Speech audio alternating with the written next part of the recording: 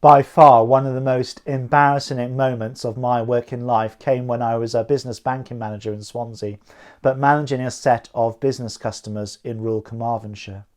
One day a farmer was asking for a fairly substantial loan, which required me, as someone who was used to living in cities and suburbs, to take an audit of the livestock this farmer had on his farm.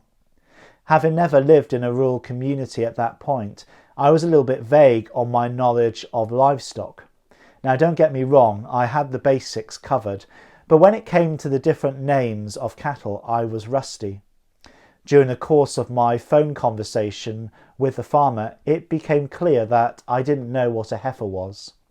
Now, it's important to know that I was working in an open plan office at the time, and the conversation was overheard by my colleagues.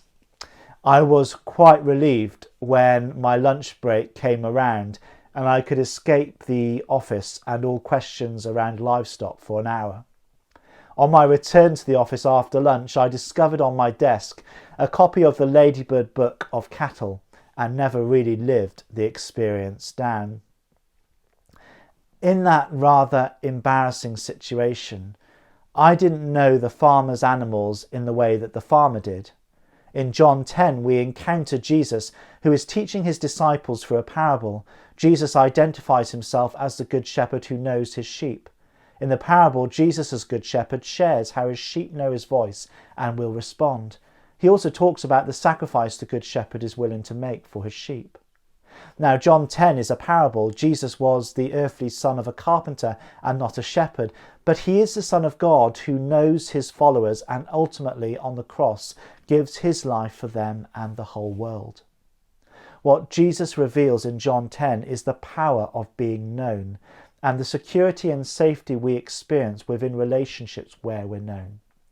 Human beings were made in the image of God. We were made for relationship with God and one another. In fact, in our creation accounts in Genesis, one human is made out of another. We were made for relationships. Of course, that is part of the pain of the current situation where we are distant from one another.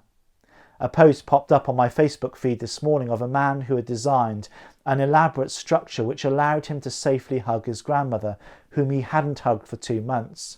The strangeness of the setup was minor compared to the beauty of the encounter of two people who knew each other expressing what each other meant.